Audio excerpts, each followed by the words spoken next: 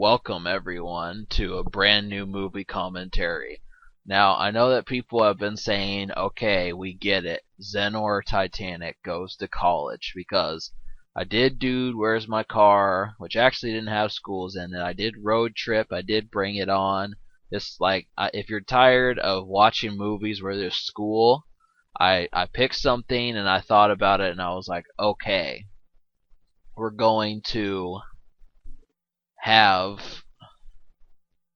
we're just gonna fuck with it.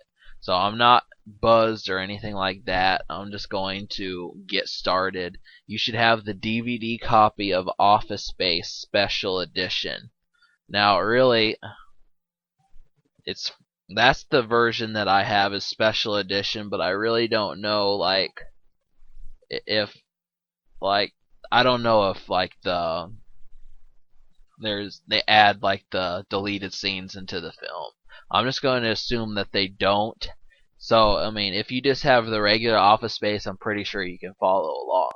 But that's what we're gonna do. We're gonna get started a minute in. Okay, I'm gonna say 3, 2, 1, and there's gonna be an invisible 0, and that's when you hit play on the DVD copy. All right, everyone. 3, 2, 1. Now, to be frank, when I saw this movie, I had I was awestruck by how much of a plot this movie truly didn't have.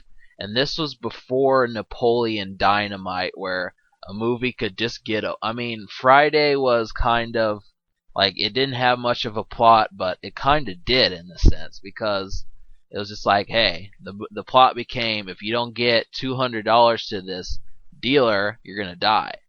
And the same thing is just the way that the movie turns out. They just make it really like what's going on. And the reason why it's such a cult hit is just because people can relate to it.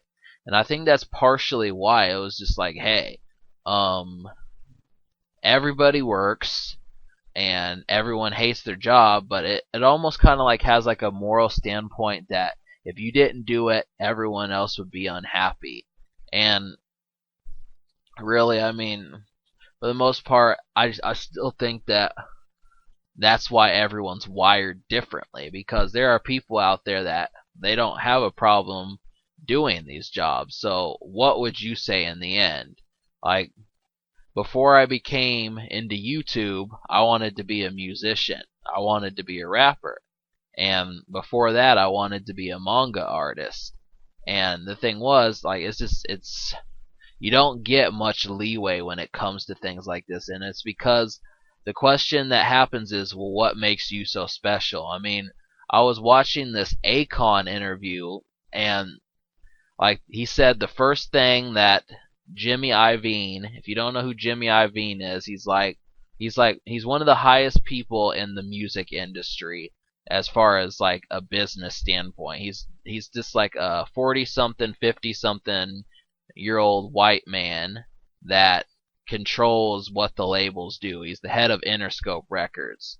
And the first question that he asked Akon was, how can you make me money?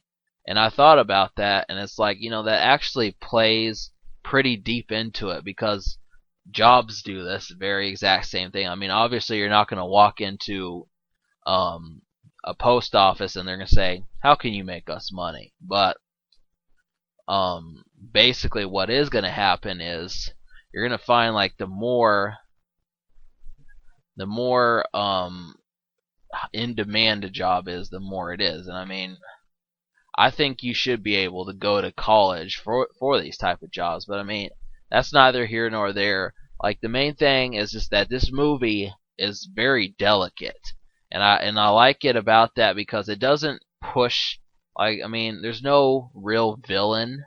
There's just dirt bags, and that's the only thing. Is just I think his name is Lindbergh, and he's just kind of a dirt bag. And that's just about it. Everyone else is just it just works out. And really, like the plot that happens in this movie, it makes you like it really like I've noticed that a lot of movies have like white collar crime in them. And when that happens, you think one of two things, and that's either, well, this look they make it look easy, and I would never do something like that. Those are usually one of the two things that people are thinking.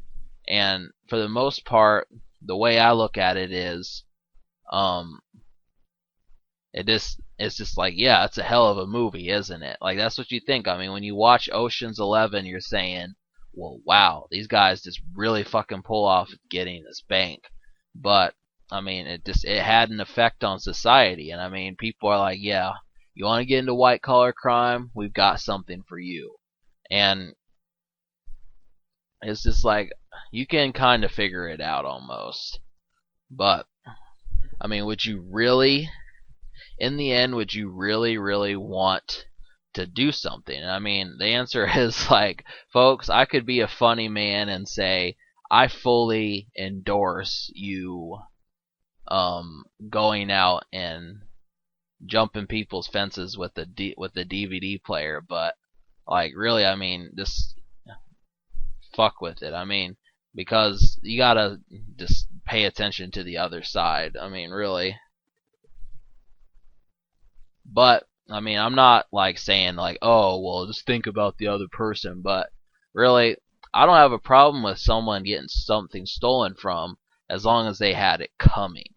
And that's just like the main thing. I mean, really, if it were like that, nobody would steal because if they said, well, hey, that means I've got it coming. Really, I mean, it's like, hey, I'm not Mr. Right here. It's like, I'm a valedictorian and I'm a model for Time magazine, and then on the side I stick up I stick up low income convenience stores. It's just it doesn't work. What I'm talking about? It's just it really is kind of confusing, and there is humor in this movie. I thought about, well, whether or not is this film like a comedy, and the shit that happens, it's really kind of more like my mother came in here and she was like, "Oh, I heard so much about Office Space, but I just never watched it." And I said, "You know what?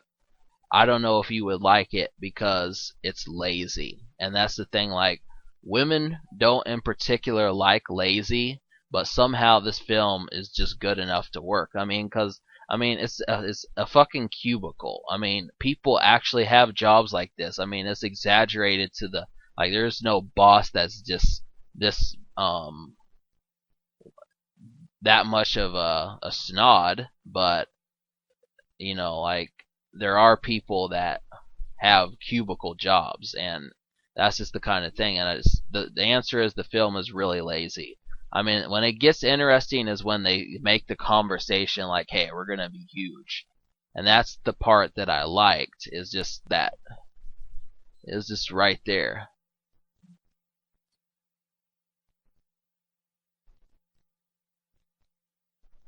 Now, they kind of throw in a joke here, and really, some people would. I'm just gonna call it like I see it. Some people would consider it a blessing to be Michael Bolton because that's just game right out the bat. You can honestly just play something and be like, oh yeah, and I'm Michael Bolton's stunt double. Like I take off his good days, and I usually have to end up massaging all my female fans for like 45 minutes, and then after that I have them take me out to eat, and and like that's what I do. Like really, I mean, just think about it for a little while. I mean, like really, I mean, you think like that's easy, but for the most part, most people are like, I hate it. Like I used to be like that. I used to say like, oh my god, like people would always say like, oh, you're like, I don't know, like for example, I'm left-handed, and people would be like, oh, so are you left-handed with everything? And it's like, nope, just this. Like I'm ambidextrous. I write with my left hand, but I do everything else with my right hand. So that's exactly what it is. And it doesn't bother me, but I'm just saying that like it would if like everyone was like, "Oh, you're left hand." Like it gets on everyone's nerves. But whatever. Jennifer Aniston is in this movie, and I think that really like there was movies that got her to blow up because she was a rising television star when in 19 like this movie came out I think February 1999. And like the thing about it was that I'll talk about that later. Let's talk about these guys. They're standard crew. They're just people that talk about work, but I wish they would have established almost like, hey, well, what else do we do? Like, they do say that like they're gonna play poker on the weekend, and the thing, like really, I mean, like what you're saying is, so what do you expect these guys to do? I mean, it's just, I guess they didn't want to get into it. I mean, because they wanted to focus the film on the job, and like really that's like the only weakness because the job is so boring. It's just like, yeah, we get it. It's like they want you to think that Office Space is a boring movie, but it's like, okay, we're gonna add in the special sauce, and that special sauce is some crime. And for the most part, the way the film fares for like the first 15-20 minutes is just like, hey, you're supposed to kind of agree with that, and you're supposed to. I mean, this is for people that are like in their late 20s, early 30s, and that was 1999. People that were like, "Ugh, God, I can't stand my job. I have to wake up at 8 o'clock in the morning and work until 4 o'clock in the afternoon, and I do it every day. And when I have my coffee break, I am like the life of the party." Like, I mean, it's up to you, but like it's just it does do that, and it kind of takes you into the world a little bit. And really, I've never had like a blue collar job, and I'm not afraid to admit it, and I don't think I ever will. Like it's just I thought about it, and I was like,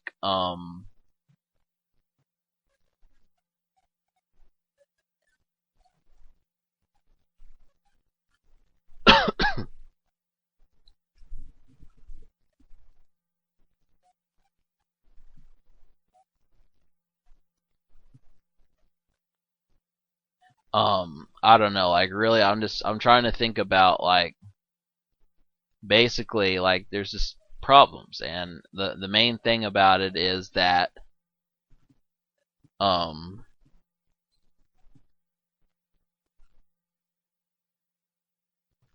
it's interesting, and like the main thing about it is like, yeah, really, I mean, what would you want to do with this type of situation that you're in? Like if you hated your job that badly and you were like, well, hey, I really want to do something else, what would you do in like a blue collar job situation? And that's kind of like what they come up with. Like everyone is just like, forget it. And that's just what I was saying. Like, I don't think I could ever see myself in that position.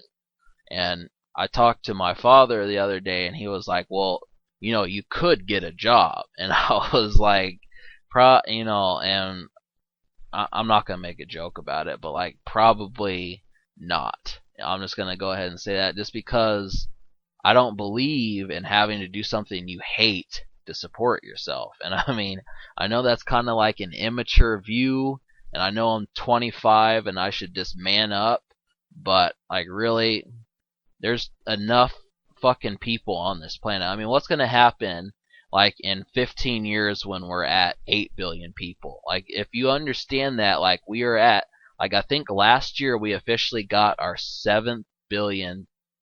I think we got our 7 billionth person alive. Like it happened sometime. Like we're probably at like 7.5 billion right now. Like 7 billion 50 million. That's probably what we're at since 2013 or 2012 when it happened.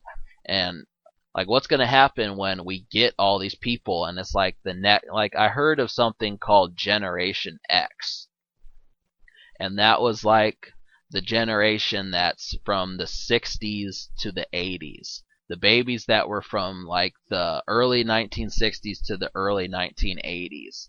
And like that's pretty much this film's generation is Generation X. Like everyone is just if you were in Generation X, there's a pretty good chance that you watch this film. And the next generation is coming. And what's going to happen then is it's just going to be like, yeah, you don't have to do what you don't want to do. Like, we're gonna have technology that handles that. And I really don't. That's why I have these views. Like, we're not in the fucking Stone Age anymore, where it's like, if you don't catch that, lion, if you don't catch that saber tooth, you're gonna, your wife's leaving you. And like, I mean, I guess you could still kind of say that it's like that, but not entirely. It's just you get what I'm saying. But I mean, for the most part, the way I looked at it was basically, this is what we're going to do. And really, I mean, the film, it wins to me in senses that I didn't really think about. Just I just felt really comfortable watching this film. Like, when I watch horror films and I watch murder films, like, I'm not comfortable watching them. And it's just like some people, like, they live for that sort of thing. And it just, like, murder doesn't perk my ears up. And just the fact that, oh, there's a killer in this room, and nobody, and you're probably not going to know who he is. Like, it doesn't work. And this, like, that's what every book is about. Like, my family is like obsessed with books. Like, everyone in my family likes books except me. And like, the thing about it is that I don't think I'm going to be, like they say, you become your mother or your father when you reach adulthood. And I don't think that in like 10 years I'm going to all of a sudden get into books. I really think that I'm like the black sheep of my family. And I mean, because I do drugs, I mean, I get high, and I don't work, I don't drive, I don't believe in monogamy, and I don't go to church, and I don't recycle. So these are all things that, like, I know you're saying, well, man, you think that's different? Like, every person's family is like that. Like, I don't know. Like, like, when I was watching Next Friday, like, and I know that's like, yeah, it's just a movie, but believe me that there are fucking families out there that are saying, like, son, nigga, you got this backwards. And, like, really, I mean, that's just the way it fucking is. I mean, I don't necessarily care. I'm just noting that in general. But one thing that they do in this film is they make rap. They put rap in it, and you think, for considering the job, like, rap is almost as hideous as a broken mirror to these people. Like, I can't think of anyone that would just say, "Oh yeah, I listen to Scarface." Like, I mean, I missed that. If you pay attention to the movie, like, Michael Bolton sings rap tunes at the very beginning, and it's just, now is where things start to get interesting. Like, they don't bring his ex-girlfriend into the picture, but she's cheating on him, and like, they actually do. Like, she's in it for like 2 seconds, and he's just like, okay, I'm tired of this. He snaps, and like, he's just, his life is, they're just trying to show that, like, the hero's life is going shitty, and they're saying, do you have this problem?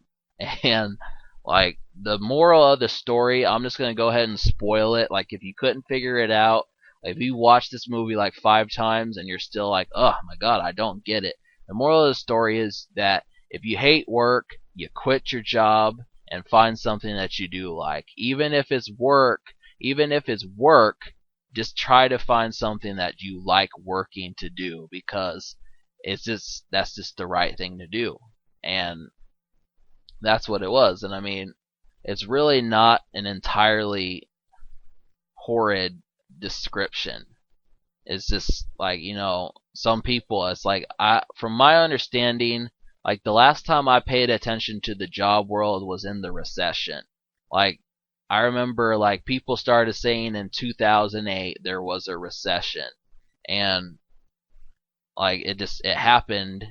People stopped getting work, and I don't know like 6 years later what's happened with that recession. Like I don't know if it's like we've gone up or we've gone down. I don't pay attention to that. And I know like, well, if you get out of your fucking parents' basement, you probably know a few things, but believe me, I mean, this is why I fucking do YouTube, because I'm going to make something of it. But like there was a recession, and I have no clue how it's actually stood up against itself.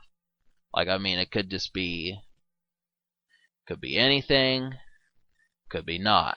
But I mean, really, the way the film goes is it just carries itself. Like, hey, he's trying to get his work done so he does not have to come into work on Saturday and Sunday.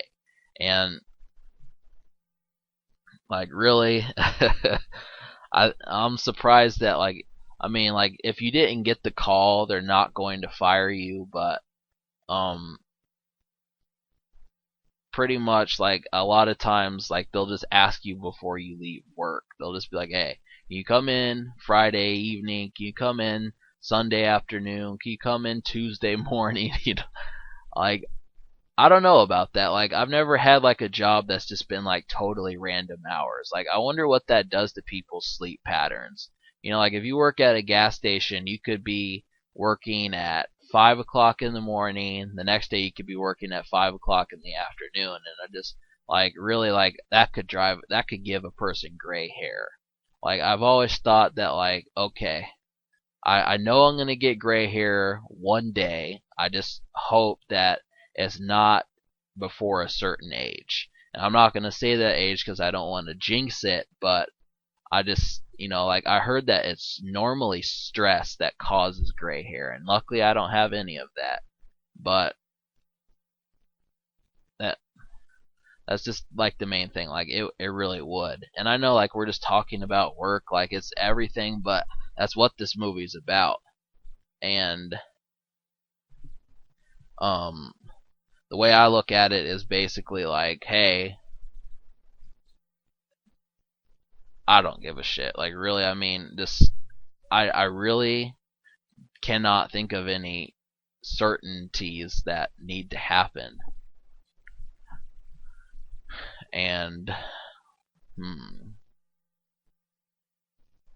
they're at the therapy session, and when he dies, like the thing that happens is just like it just like he just has like an epiphany. And when that sort of thing happens, you got to say it's either a good epiphany, because I've heard like, I mean, the word epiphany, like it's kind of, you have to kind of take it with a grain of salt, because I've heard people say I had an epiphany and it was some of the stupidest fucking shoveled shit that you'll ever hear. But at the same time, I've also came up with epiphanies and found a nugget of gold. And like really, it's just, I don't give a fuck. I mean, I think that they're ingenious in themselves, but some people just, like, good idea, bad idea. Like, like really. And I don't think that it has to do with like the devil on your shoulder either. Like really, I mean, like I wish that I had like a cartoon version of myself sometimes, just so I could see, well, the devil on my shoulder told me to do all these things, and I did it. Because I'm just gonna go ahead and lie. Like I'm just gonna go ahead and say that I've, I actually have paid attention to that side when I shouldn't have. I mean, just any situation that you would think of, it's happened. And um like really, I mean, like not necessarily saying that you,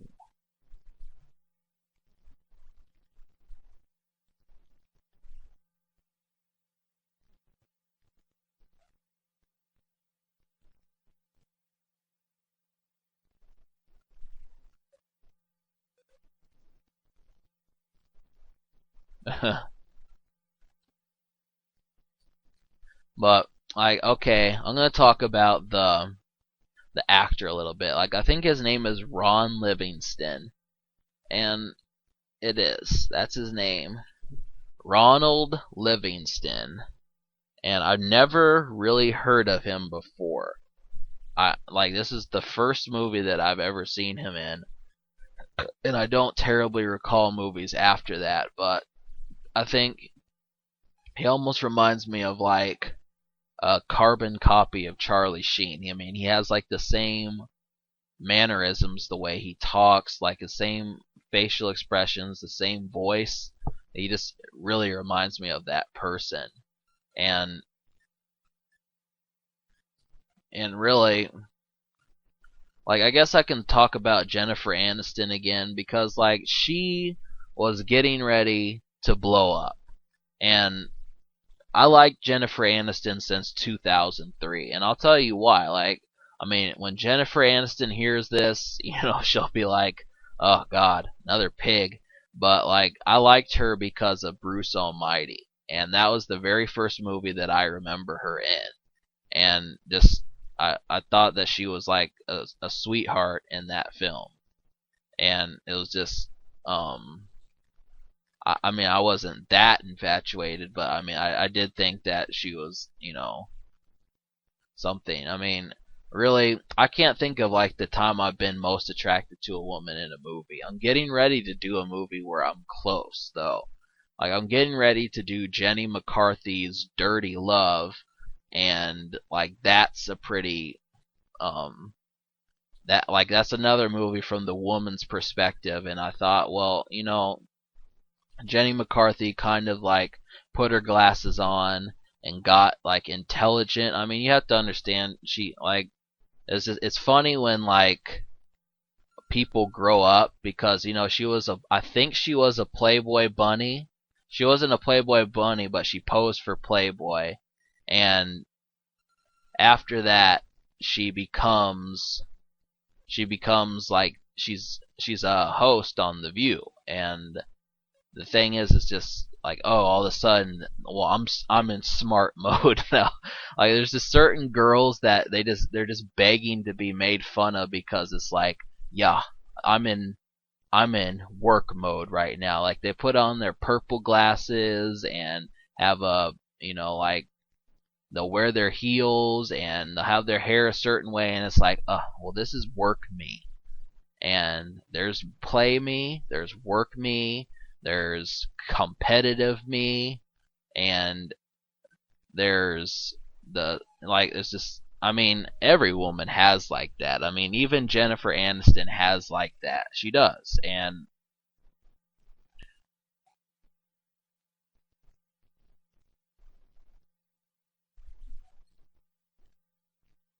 um I mean, well, what kind of mood would you expect to see her in? I'm going to go ahead and say it. She's not a clean girl. I'm just going to, like, she kind of has like this, like, hey, I I have like I have like a serious game face, and no one except a select few gets to see this other side to me. And some women are more vocal than others, but I just what like Jennifer Aniston has just always been kind of like a mellow woman. She takes it in, and she just, it's like what you're saying doesn't phase her because she's heard it all. And like, that's just the way it is. And I mean, I don't really necessarily think that, hey, um I don't know, like, it's just like, I can't think of like for the most part, like, she just has like her eyes kind of like her eyes are never more than halfway open. Like, really, it's almost like she gets stoned is what I'm saying. Like, there's got to be something that they're slipping into her drink that's keeping her on the calm side, and she's not saying. Really, like, it's just like, hey, I mean, I don't like, I could give a fuck honestly, but it's just the small things that you got to pay attention to. Like, okay, like, if you know that fucking what's his name, Iron Man, Robert Downey Jr. has the drug problem, right? But I mean, he just changed immediately, and like, I know what you're saying, like, oh God, that's like a whole storied history. Like, I could talk to you about Robert Downey Jr., but the thing is that he was at his best when he was doing that. I mean, was he any more popular besides? I mean, what if he never did Iron Man? You know, like, that was like considered what brought him back to life, and now he's like at AA meetings and got like a promise ring saying, "Oh, I'm just done with everything," and you know, like, I mean, I don't want to fucking call out, you know, what he was doing. There's something wrong with it. I'm just saying that, like, fuck it, you know, he had a storied career. It just, you can't do more than what you can do. It's just, you can't push yourself getting high. That's the problem. When you start to say, okay, this isn't enough. That's what it is. It's not necessarily the fix, it's the greed. And that's like the biggest problem, is when you have greed, that's where it kind of starts to hinder you. And like, I don't have a problem with that, really. I mean, it's just, that goes for anybody. I mean, so many people, they push themselves and then they get greedy and then they lose money. Like, I can't, like, it happens all the time. And like, the way the conversation goes, like, I noticed this, like, a lot of times, like, a girl will not be interested until you mention something that she can relate to. And like, every person has something that they want to talk about, and the movie kind of like makes like a clever little idiosyncrasy about it. But like, I mean, don't try this at home. Like, that's all I'm gonna say. Like, they say, I'm gonna go home and watch some kung fu, and then Jennifer Aniston's like, oh my God, kung fu, like, I think my legs just spread open about 5 inches, you know, like, it's like, real, I mean, it's obvious. But I mean, the question is, what would you say that, like, oh, so have you heard of this? And then Jennifer Aniston's like, oh my God. Like, really, I mean, that's the kind of shit that you want. If you're gonna just go out on a date, you have to have something that you connect with. And it's not necessarily that, like, you bond, but something that is like, hey, this person, he gets it. And like, that's like the main problem, is just what you're saying, like, okay, well, what is it? Really, I mean, I think for a time it could have been Sex in the City. You know, like, if you talk to I mean, if it would have been like 8 years ago, like, oh yeah, Sex in the City, like, I mean, just because it's called Sex in the City, it's kind of like, well, that's kind of overdrawn. But I mean, just think about it, you know, like 35-year-old women, they were like, yeah, I watched that show, and that's kind of like the way I live every day. And I mean, I know that 35-year-old women are probably not browsing YouTube, but I think it's a prime time to start. And like, it's just that YouTube is only 10 years old. Like, really, 10 years ago, YouTube was in like the prenatal stages. And like, it was just like, it was the birth of something extreme. And 2000, I think it was like April 2005, the first video came up. And you know, I was just like, fuck that shit. I'm just gonna go ahead and say, like, you know, my first glimpse of YouTube was just like, it was kind of fucking, I don't know, I'm getting off topic, but I mean, like, I just basically described what happened. But like, when I first met YouTube, I didn't like it because I was like, okay, why would I want to watch like a 40-second video of someone, like, I mean, that's just all it was. Like, people would just look up fights, and like, that was all it was. Like, okay, someone gets slapped really hard, someone does like a crank call. It was just a bunch of gimmicks, like, just, you know, just like standard, like Like, when you're at a party in high school and like computers are like for geeks, well, it's like, hey, I just saw, like, gather around, guys. I just saw like this really fucking funny video on YouTube, and then they watch it for 5 minutes, and then they go back to their beers and everything. That's what it is. That's all it is. It's just like, hey, this is like a 5 minute interval, and like, I mean, believe me that I hate the college persona. Like, for yeah, I'm not gonna acknowledge this because, like, the guy. I mean, if you ever find a person like this, I mean, I'm not gonna even acknowledge it. It's just, there's no point. But, like, all right, I forgot what I was gonna say, and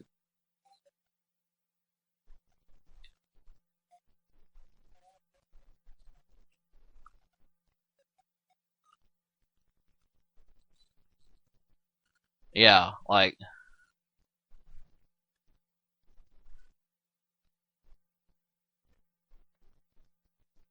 now this is kind of, I first saw this movie.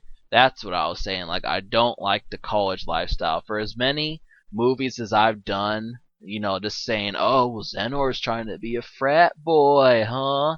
Like, let's get out a beer keg. X, we'll totally fucking drink with you, bro. But I don't like the college lifestyle, believe it. Like, the only fucking thing that you would catch me doing is firing up a goddamn bowl and watching like an episode of and watching like How High or something like that. That's probably what I would be doing. I'd say, let's throw in How High, or let's throw in one of these fucking movies and we are fucking set. That's it, really. Like, stoners these days, like, it's more of like a dignified thing. You can't say, oh, let's watch How High. No, it's getting to the point where now it's like, hey, let's watch Office Space. Really. I'm trying to pick some movies like that. Dude, Where's My Car was like pretty damn close, wasn't it? Like, that's a stoner flick that doesn't really appear like a stoner flick. But I really, really don't give a fuck. That's just, I like, there probably hasn't been terribly many movies that have actually fit my personal mood, because, like, there's just no summary movies that just show the sunshine. There's not betrayal. There's not backstabbing, and there's not murder all over the place. And I know you're saying, well, these are just carbon components of a movie, but I think sometimes, like, movies can do without all that. Like, Rush Hour is probably one of my favorite movies, and as much as, like, cops ruin fun, but they sure as fuck know how to have a good time saving people. Like, really, if I could be like Inspector Lee and Inspector Carter, I would be like, yeah, definitely. That's all I need is a partner, and we just fucking go in together. But that's just about it. So, and, like, okay, like, you're probably saying, like, okay, so talk about this interview a little bit. Like, if you notice, there's the guy from Scrubs, like, the guy that got all the women. And I'll tell you what, like, I'm just gonna mention Scrubs for a second. Don't overlook that show, because it's just kind of like the Big Bang Theory, except without Penny. And without Penny, but they had two, like, they had two heiresses. They really did. Like, the Chica, the like,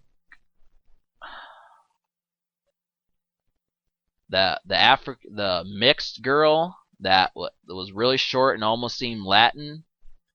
She was a little heiress, and so was Eris, like Heiress, not Aries, but Eris. And so was the blonde. Like, oh my god, like, she had a butt, and both of them are married, but just when they were in that show, they were in, like, peak of their popularity. And um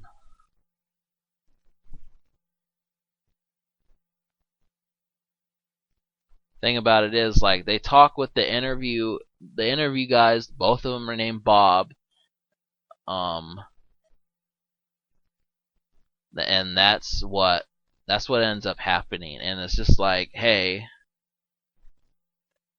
he gets the job, obviously. And the way I looked at it was basically like, yeah. The way I looked at it was, I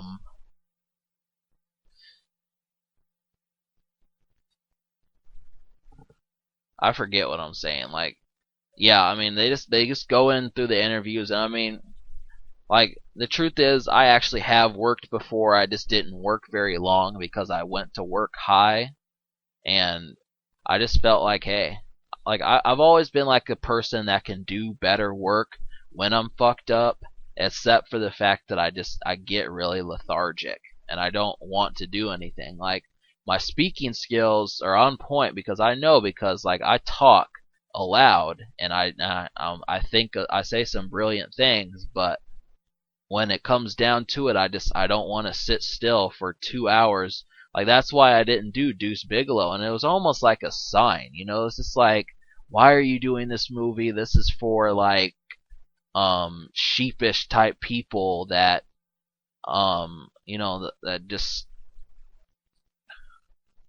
that skipped high school dances to go to Magic the Gathering conventions. Like, and just got into the full-fledged that sort of thing. And like, and I'm not saying that Deuce Bigelow was a bad movie. I mean, it's just that the jokes were not necessarily high. They didn't raise any eyebrows. Like, I mean, really, I mean, I watched the movie, and getting into a fight with a prostitute over $10, I mean, it was just like, okay, what's going on here?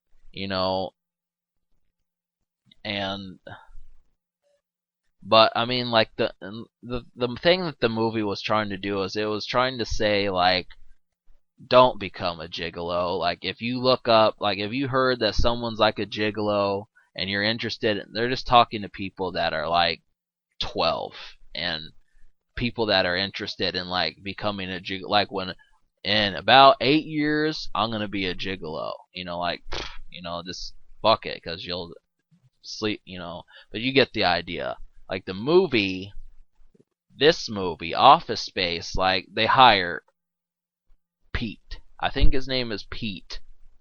And the thing is, they're just like, hey, we're gonna, because, like, I mean, there's just like a certain business flair that like people have, and you gotta have, like, I remember someone saying that, like, you say a certain word and it just raises up. It makes everything you say just that much more popular. And I can't remember what movie I saw that in, but it might have been Fun with Dick and Jane. Like, I don't know, but that's another work movie that I could do, but I don't want to get into like, oh, well, now Zenor has a job. Like, next Zenor has a girlfriend. Zenor goes to college. Zenor has a job. Zenor goes on adventures. Like, I'm trying not to like pick a particular bunk type of film, but it's just, I really don't give a shit. And I know that people are saying, well, what's really hot is television. And so I know, like, I thought about it, and for me to do like Miami Vice and certain shows like that, like, really, I don't know if I have the personality just to be able to go, because some of those shows actually have genuine wit. And I mean, that's just like the main fucking thing. They just, that actually looks tasty. Just that that tearing out those fish guts, it just looks good.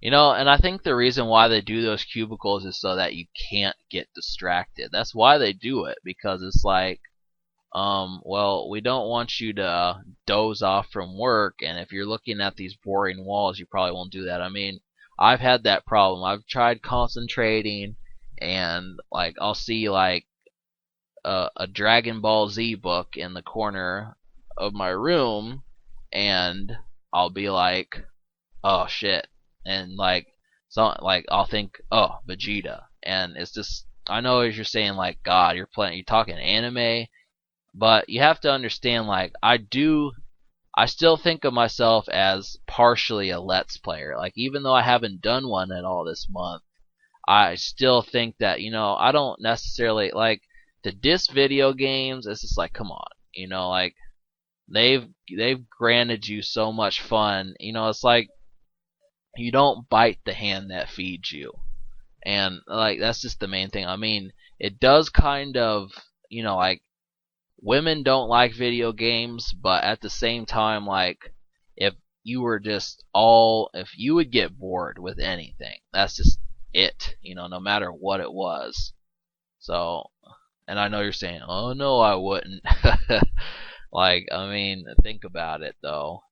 You wouldn't get bored with like the fun parts, but you get bored with like the the processes that went along with it, and that's kind of like I I've had like I used to hang out with certain girls, and I would get sick of seeing them, and I'd just be like, you know what, I'm tired of having to have my ears up and my game up. I just want to sit back and not have to talk game into some girl's ear. And I mean, it's just the fucking truth. Like there's just certain times like when it'll be like the guys hanging out, and then they'll bring a girl, and it's like, ah, god damn it, now I have to make sure that I have to say, now I can't say anything low status. I have to make sure that everything I say, like, like it's just like cartoons where like a man will puff up his chest when a woman walks by, and then when she leaves, his belly will fall out. That's like the problem. And it's not necessarily that I'm just like a fat slob, but you have to,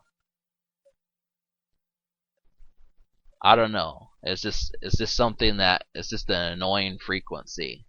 So I mean, I'm not saying that talking to women is annoying, but it's just when it's that constant, it does get, it's, you want to kick back a little bit. And this is where it's like, um, hey, this is basically where it's like it starts to get interesting and the plot starts to change. And this is actually my favorite part in the film, is like this area coming up here. So like I like it when like the hero has friends, and it's just, it's interesting because like usually the contrast between these characters usually result in some good conversation. Like, I mean, for the most part, like another thing that I could say is just, I don't know, like I guess I could bring it. I don't have a problem bringing it up, but like, if you ever heard of Knuckles the Echidna from Sonic the Hedgehog, like Knuckles Chaotix, those are some fly as fuck friends. Like, I mean, think about it. An echidna hangs out with a chameleon, a crocodile, an armadillo, and a bumblebee. Like, he's got some fly friends. Like, they're better than Sonic's friends. And it's just like the personality, when you think about it, like they fit into actual molds. Like, okay, Vector's like the black dude that raps and it dislikes black music.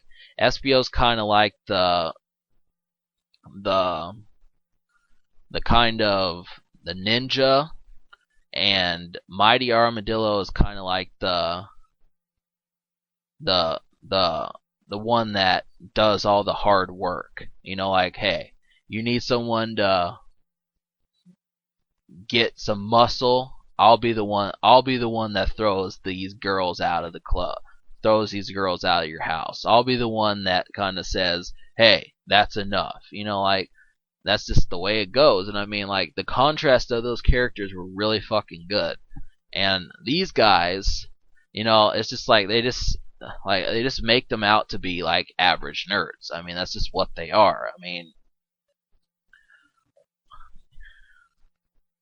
and obviously, like, the hero is like the least nerdy of them, but I mean, all it is just like he's just in the wrong place at the wrong time. That's all it is. It's not necessary, and like that actually happens, and I've felt that problem, because it's not like I know how to build a computer, but I I do know characters from Sonic the Hedgehog, and that's just all it is. I mean, like, if it was like movies, and I was like, hey, like Michael Bolton, he's kind of like, like, really, I mean, it's just there was just more promotion going on. I mean, really, I know what you're saying. Like, I can't believe you just brought up Sonic the Hedgehog, but I mean, really, like, things were popular back in the 90s, and that's the kind of thing. Like, this movie came out in 1999, and it was at like a certain time where it's like, hey, you're going to have a job one day and you're going to be doing something like this. And I thought about it, and I was like, you know what? I never wanted a job when I was growing up. Like, I watched this movie for the first time in February 2008. I went to visit my father in Maryland, and I saw this movie on like Comedy Central or some shit, and I was just like, wow, this is a surprisingly not bad movie. And they kept showing it, so I watched it like 2 times, and I remember the part where they break the printer, and I was just like, you know what, this movie is kind of weird, but at the same time it actually is funny. And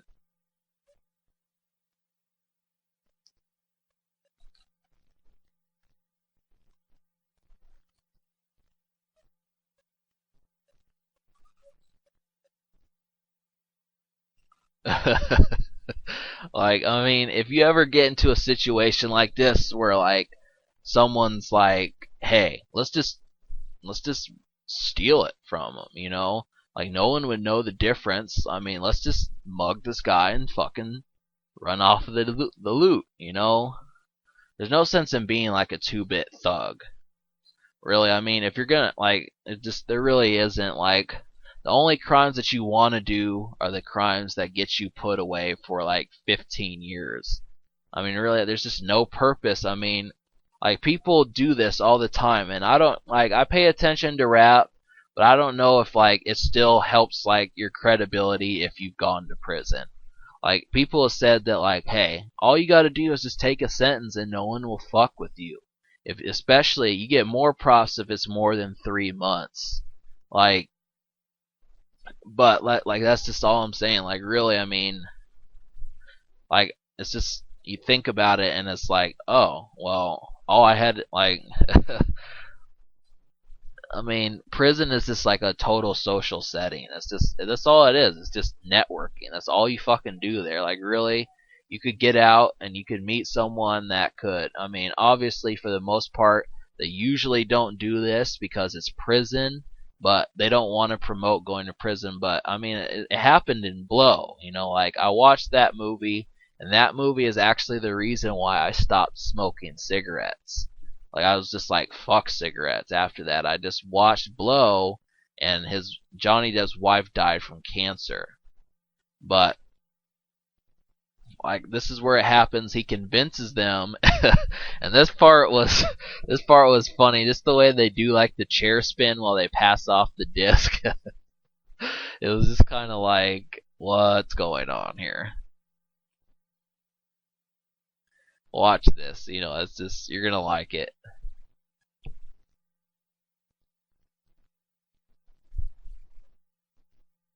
That woman likes Michael Bolton. Just the way she waves at him. She's like, Michael, I'd suck your dick if you let me. But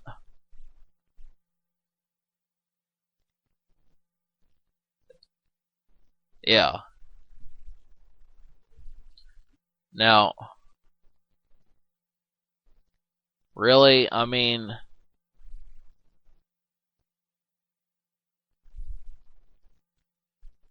The only thing about it is that what happens, I mean, really, the instance. Like, if the building didn't burn down, what would have happened? Like, this guy probably would have gone to prison, but they just thought, like, I mean, that was like a very surprising thing that they did, considering that he was in like his late 20s, and they said, this guy doesn't deserve to go to prison. So it's almost like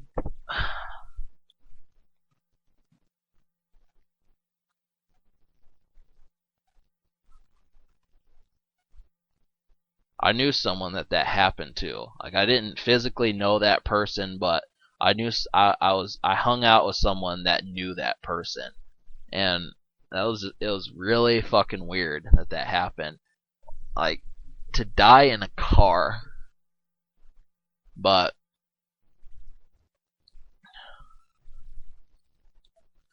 they just kind of like figure out the situation, and like, really, usually it's interesting, like, the moments leading up to when something bad happens, because I swear that like you almost get warning signs for them, you would think. Like, I mean, like, I remember seeing a commercial where they say don't text and drive, and the guy said that the last text message he sent before he hit two kids and killed them was "I love you," but the "you" he just said "I love you," and then he hit the kids and he was in jail now, and it's just like, like, that kind of like, what would you do if that was like the last text that you would ever send in your life? Like, "I love you." That was like the last thing that you were ever going to send. It would just, like, it would be something different. And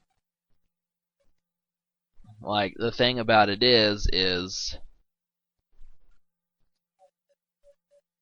the events leading up to, I mean, they don't really sequence it that much, but they do kind of hint at it when they're like, so a white collar prison, what would happen if what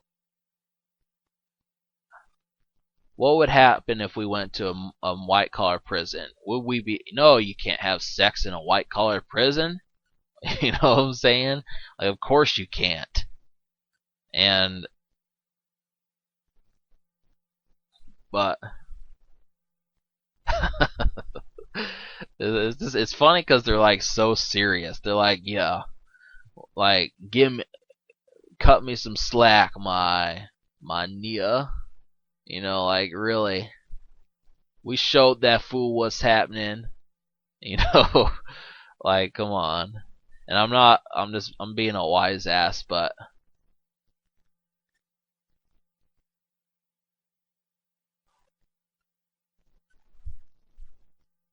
I bet that there are still pieces of that printer in that spot. Like, I don't think that they actually were able to clean everything. Like, I mean, obviously they're probably microscopic, but you'd be surprised at like movie leftovers that happen. Like, you'd think that, oh yeah, well, this guy can actually dance. No, look at the way they just all get fucked up together. Like, they just kind of assume that, like, yeah, it's gonna be all right. But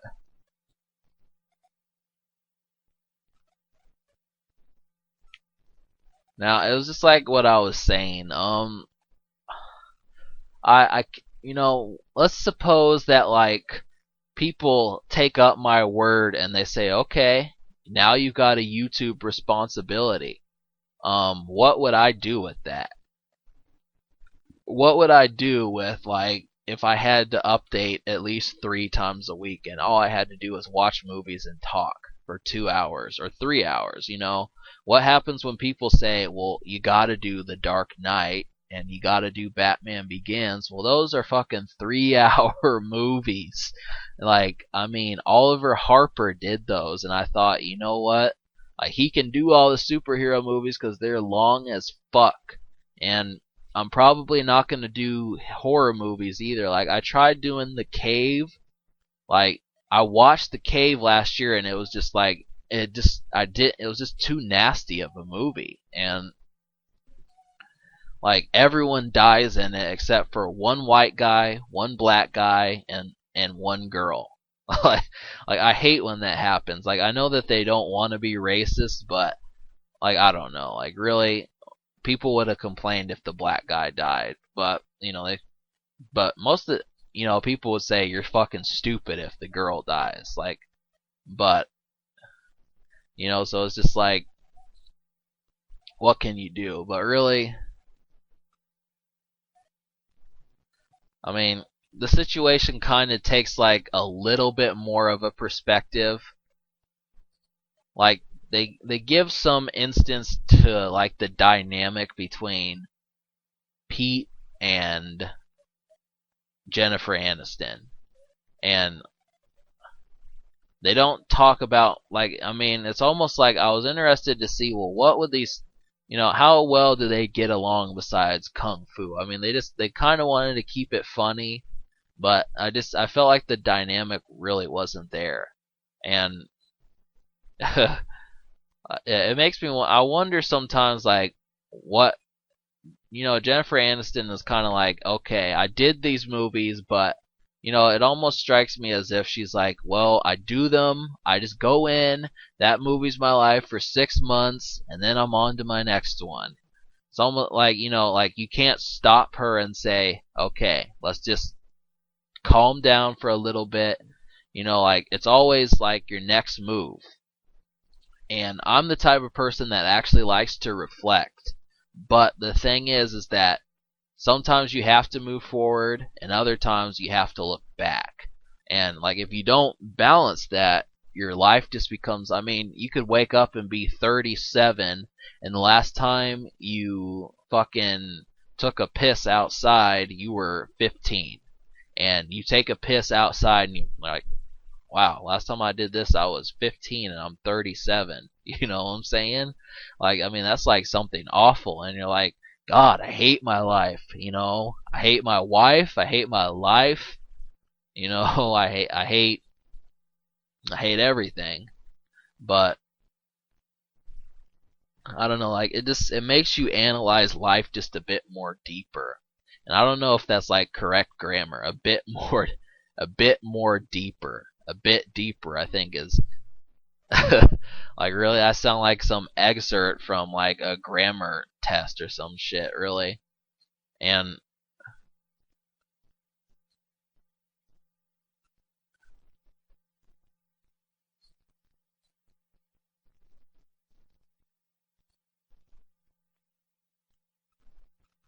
yeah.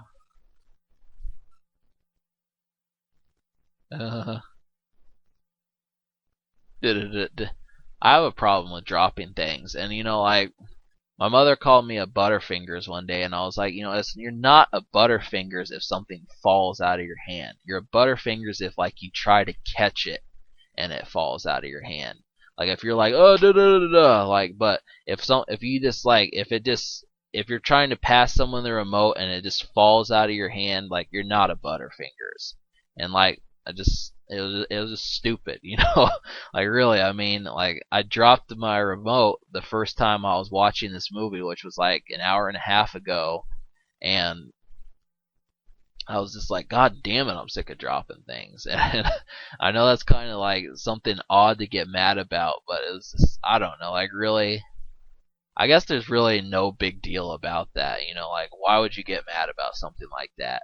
But the thing is, I don't want to be considered clumsy because clumsy people generally, are considered morally, this are they're low on the totem pole, and fuck clumsy.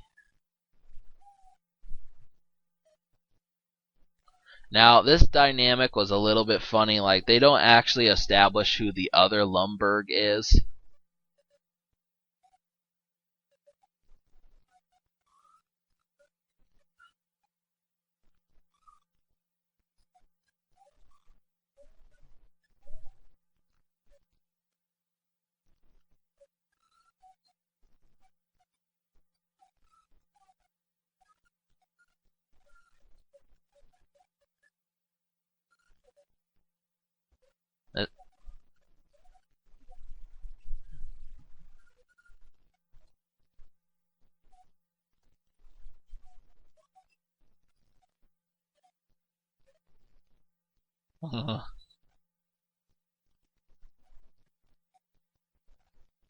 Like, like the dynamic here is just basically like I was kind of paying attention to it a little bit, and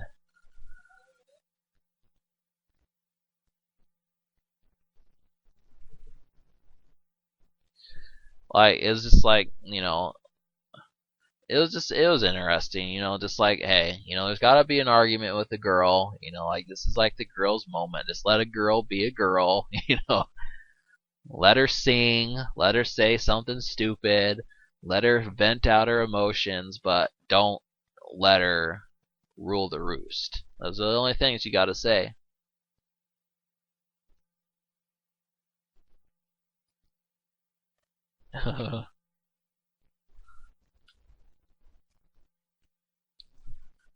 And really, like, way it goes, like, they've already got enough problems on their plate. Like, I mean, if you notice, like, things are just kind of getting considerably worse for Pete. And because he brought his friends into this, basically, it's just like, it's even worse. And, um,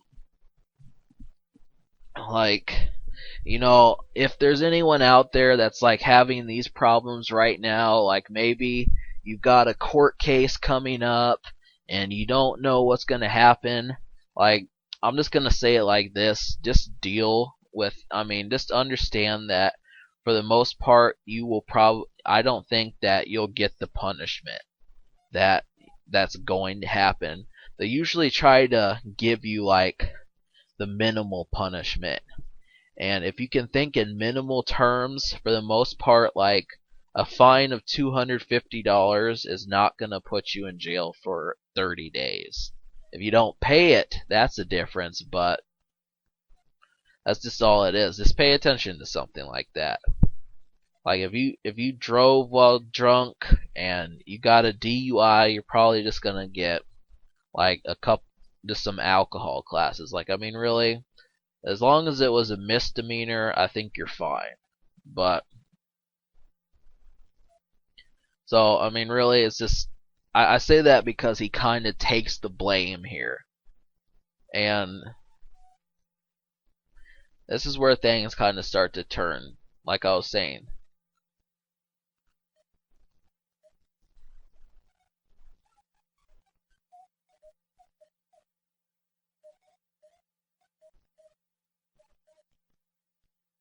Yeah.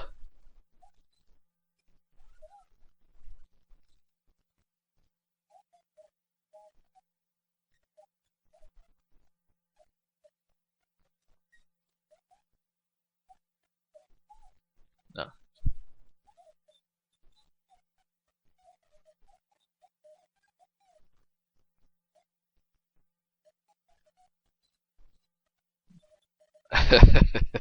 Now, like really, you gotta kind of understand, like, what if the situation were real? If you're like, and this guy fucked up, they'd say, well, you fucked up, you're taking the blame. Like really, if there were black people that were in on this, that's what they say. You're taking the fall for this. But I don't think like some guy would be like, well, it was my idea. No one is that self-serving. I'm just gonna say that right now. There is no one that is that selfless. But the thing is, the film this kind of is going. It just feels like it needed a couple more interesting moments. And I don't know, like there's probably about 8 characters that you can notice in the film, and whether or not you think 8 characters is a lot, like there's the 3 friends, Jennifer Aniston, Lumberg, and and then the one guy, that guy right there, the guy that doesn't get the cake, Milton.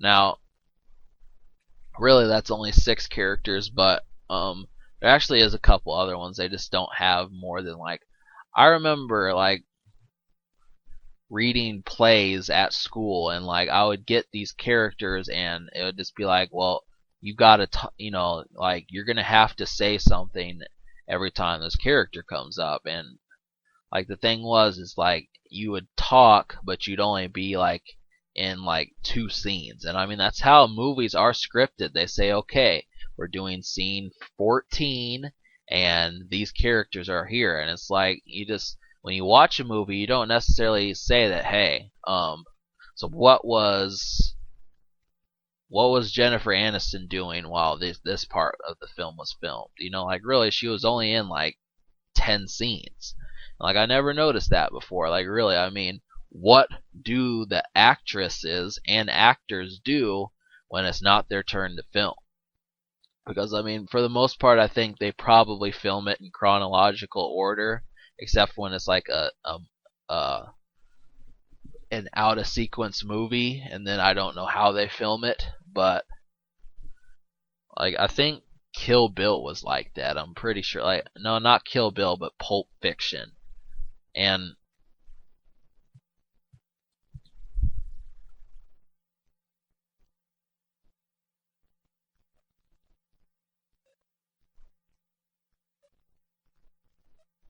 now, really, I'm going to talk about this because they basically said that like this guy worked there due to a glitch in the system, and like, like I mean, really, just to have someone say that like, you got a job and like you're only getting paid because there was an error. Like really, I mean, there are jobs that it's like a layoff. Really, that's what you got to think about when a job says that you're gonna get laid off. Like really, it's kind of like some people they naturally go insane. I mean, it's just like it's a good plot twist for a movie as someone gets laid off. Like it's just like okay, so and so is on top of the world and he gets laid off, and all of a sudden his world crumbles to shit.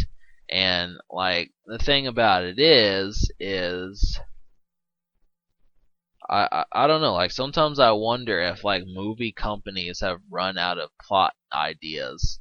I mean, cuz I saw Riddick and that was actually a good story.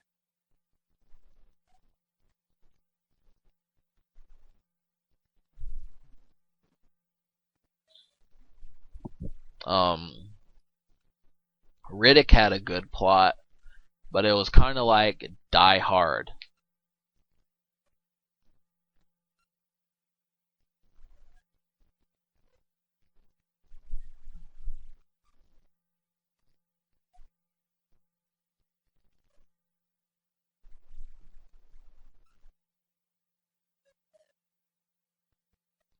I don't know why this character was in the film.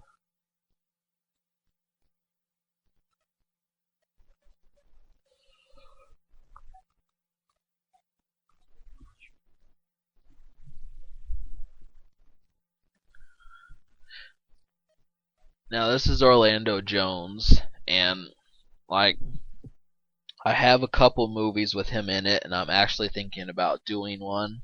It's unfortunately it's probably not going to be for a few days because I only brought like 5 movies to this house.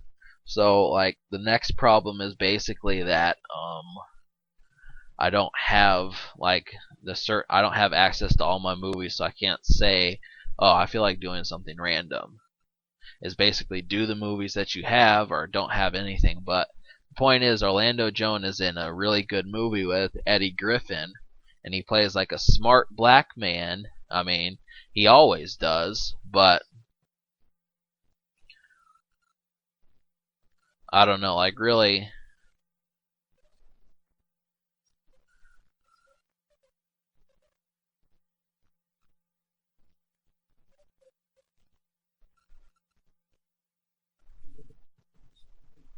yeah.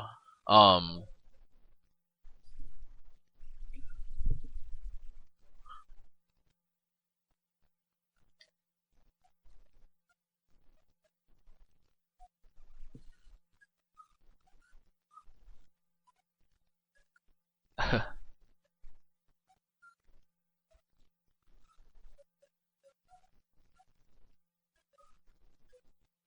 like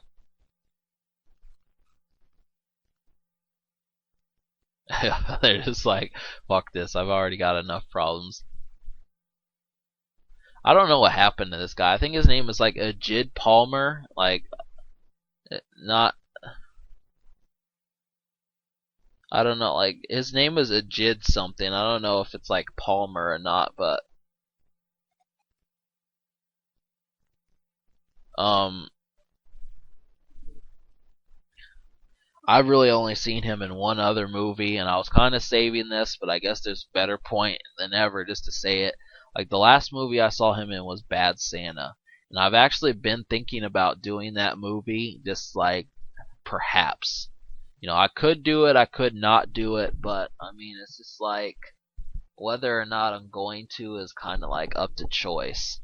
And I mean, obviously, I don't know what I'm saying. I'm just kind of playing ring around the rosy with you. I mean, like, I'm going to do Bad Santa, and probably I'll do like the unrated version.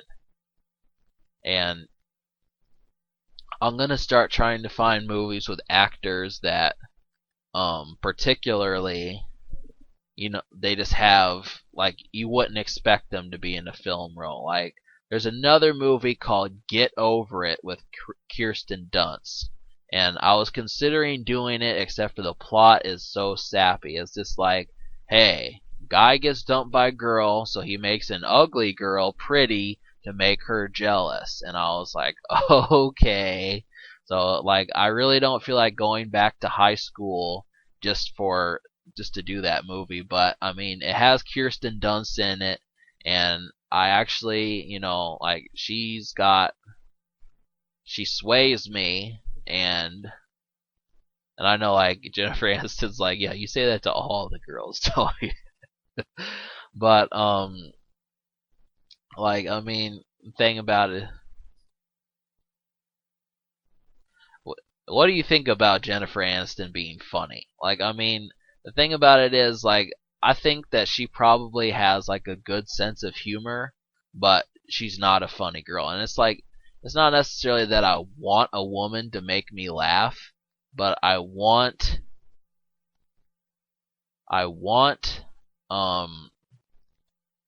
her to be able to know my sense of humor. And I know, like, I only laugh at slapstick humor, but I mean, like, if someone gets slapped, I'm probably going to laugh.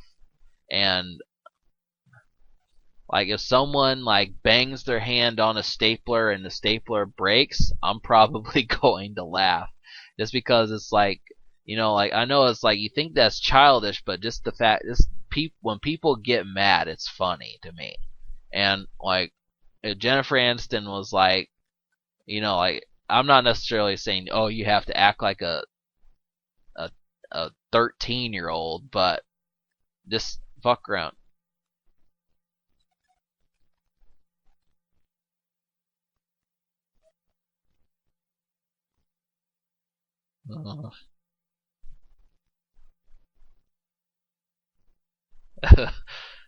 Yeah, I mean, it's all right, but and I mean, like, I don't want it to necessarily be like, well, X, you really could not do with the job, because I mean, looking at some people that like had that had to do with my reason for being on YouTube, like, I wouldn't have even known about Let's Plays if it wasn't for Nintendo Capri Sun.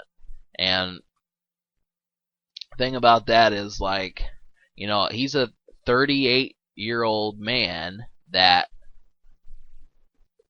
fucks around and plays video games all day. I mean, that's all he does. I mean, I remember he used to have a job, but I mean, think about it.